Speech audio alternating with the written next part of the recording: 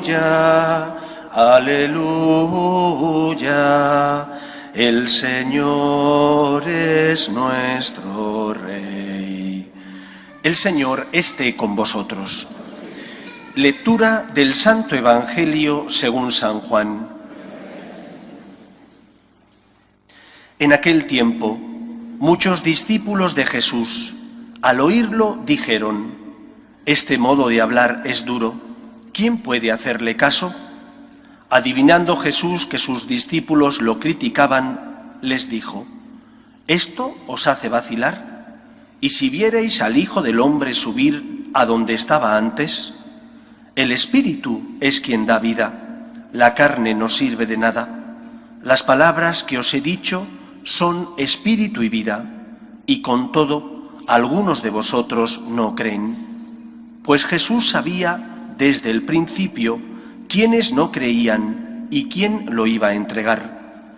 Y dijo: «Por eso os he dicho que nadie puede venir a mí si el Padre no se lo concede». Desde entonces, muchos discípulos suyos se echaron atrás y no volvieron a ir con él. Entonces Jesús les dijo a los 12: «¿También vosotros queréis marcharos?». Simón Pedro le contestó: «Señor, ¿a quién vamos a acudir? Tú tienes palabras de vida eterna. Nosotros creemos y sabemos que tú eres el Santo consagrado por Dios». Palabra del Señor.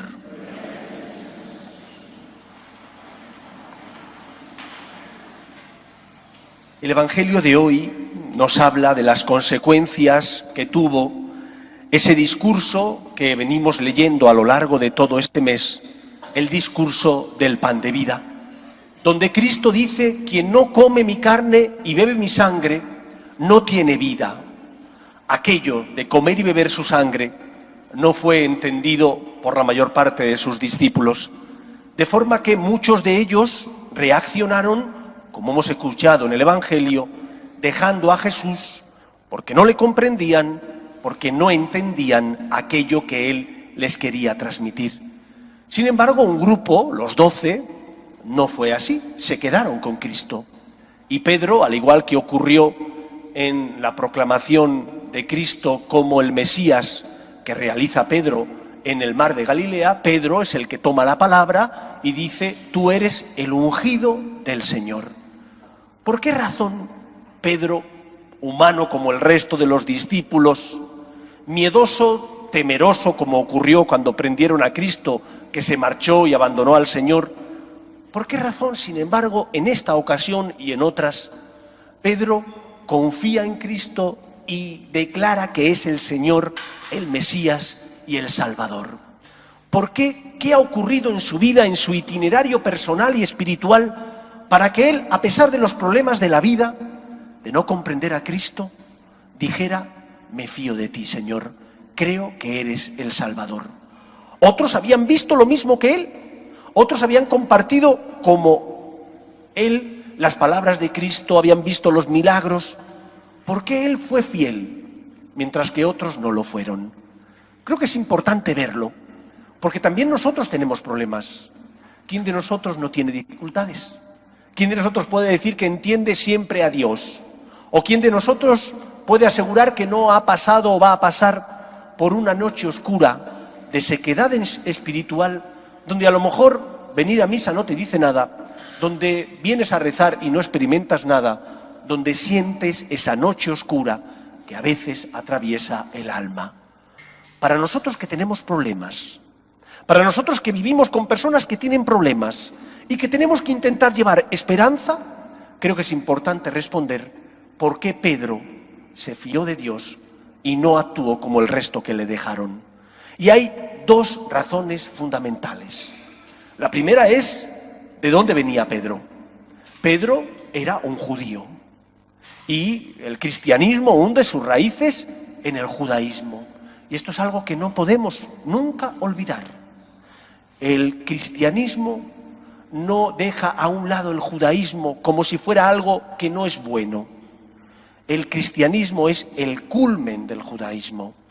Jesús mismo lo dice: no he venido a abolir la ley y los profetas, he venido a darle cumplimiento, plenitud.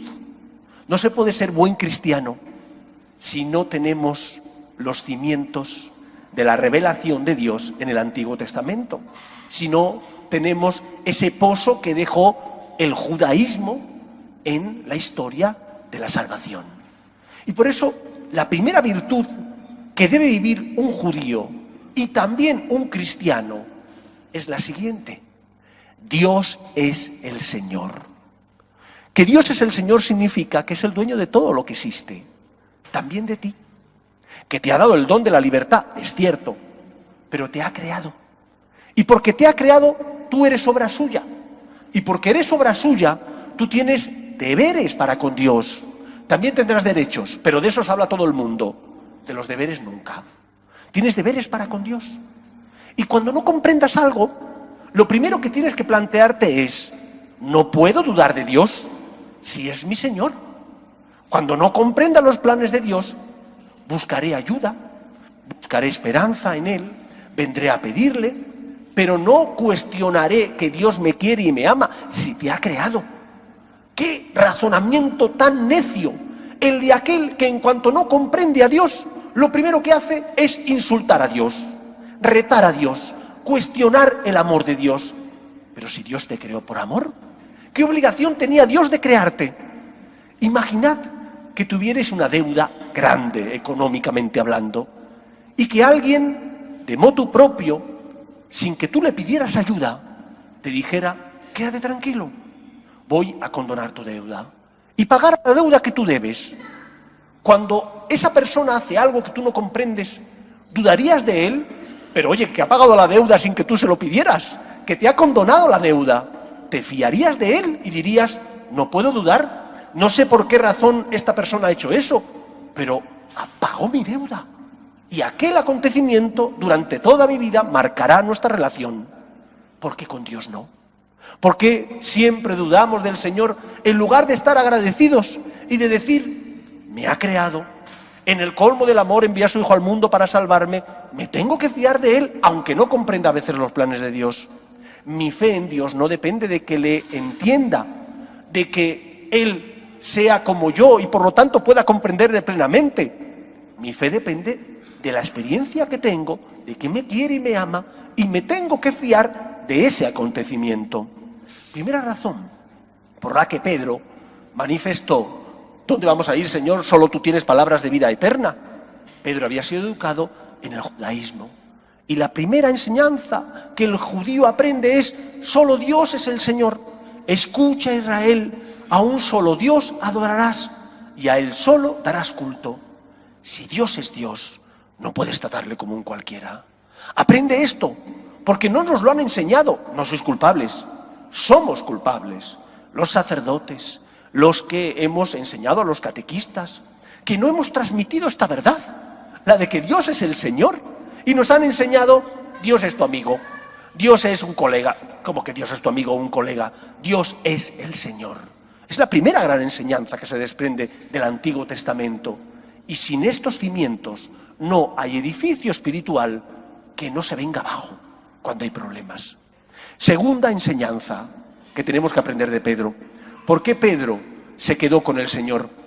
Porque había compartido con Cristo tantos momentos, que tenía el corazón lleno de amor, que tenía su corazón lleno de ese fuego que solo da el contacto directo con la persona que te ama y te quiere. Cuando el filósofo Pascal dijo: el corazón tiene razones que la razón desconoce, se refería precisamente a esto. ¿Cuántas veces intelectualmente nuestra razón no puede dar más razón de nuestra fe y tiene que aceptar ese salto que es la fe, que significa confiar en Dios, en aquello que no comprendo ni entiendo? Pero en ese momento en el que ya la razón no puede dar más luz, hay algo que sí que da más luz: el corazón. El corazón de aquel que está cerca de Dios, el corazón de aquel que está lleno del amor de Dios, que ha sentido ese amor y que porque tiene problemas, porque tiene dudas y no entiende a Dios, en lugar de alejarse, viene a rezar, viene a pedir con humildad, viene a decirle al Señor: Señor, te necesito. ¿Recordáis ese pasaje del Evangelio en el que el Señor es sorprendido mientras está con sus discípulos por una mujer que necesita que le haga un milagro.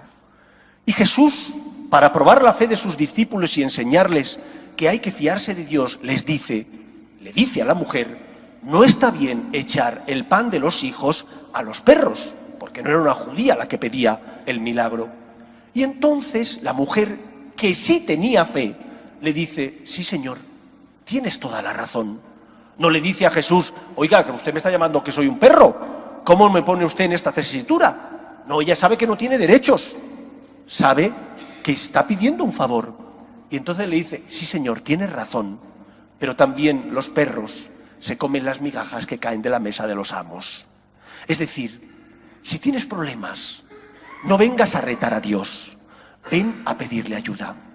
Confiésate, comulga, haz oración, y verás cómo al final eso que dijo Pascal, el corazón tiene razones que la razón desconoce, se cumple. Pedro tenía dudas, y tuvo muchas dudas. Pedro no comprendía aquello de comer y beber la sangre de Cristo, pero por una parte sabía que Cristo era el Señor. Dios tiene derechos, me fío de ti. Y por otra, su corazón estaba lleno del amor de Dios, había visto los milagros, había experimentado cómo las palabras de Cristo llenaban su corazón, y dijo: ¿dónde voy a ir? Solo tú tienes palabras de vida eterna. ¿Por qué a veces en nuestra fe entra en crisis? Porque ninguneamos a Dios, le tratamos como un cualquiera, y porque en segundo lugar, cuando estamos anémicos, porque nos falta fuerza, en lugar de venir a alimentarnos, de hacer más oración, de acercarnos más a Él y decirle: Señor, necesito que me sostengas, lo que hacemos es alejarnos. Y cuando una persona está anémica, no tiene fuerzas, y porque no tenemos fuerzas, caemos, tropezamos y nos morimos. ¿A dónde vamos a acudir? ¿Tienes problemas? Ven a encontrarte con Cristo. Vives en una iglesia que es santa, porque nos da a Dios, pero que es pecadora, porque en ella estamos los hombres. Te avergüenzas, como todos nos avergonzamos, de los problemas y pecados que están saliendo ahora a la luz pública. No te alejes, ven a pedir y a rezar. Ven a encomendar al Señor para que los obispos, para que el Papa, para que aquellos que tienen que formar a los sacerdotes les eduquen para que sean santos, para que amen más a Dios por encima de todo y de esa manera eviten el pecado. Pero no te vayas, porque si tienes problemas y te vas, los problemas no van a disminuir, se van a agrandar. Tendrás las mismas cruces que tienen los que no tienen fe, y encima te faltará el consuelo que da Dios, la esperanza que Él te da cuando te acercas a Él y le dices: Señor, te necesito. Esta es la gran enseñanza de Pedro y del Evangelio de hoy. Tienes problemas como todo el mundo tiene problemas. No conozco a nadie que no los tenga, unos de un tipo y otros de otro. Si no son físicos, son familiares, si no son económicos, son morales. Todos tenemos problemas, pero no estamos solos, porque confiamos en Cristo, que es el Salvador, y porque nuestro corazón está lleno de su amor. ¿A dónde y a quién vamos a acudir? Solo Él tiene palabras que llenan nuestro corazón de su amor y de su esperanza. Que el Señor nos consuele. Nos ponemos en pie.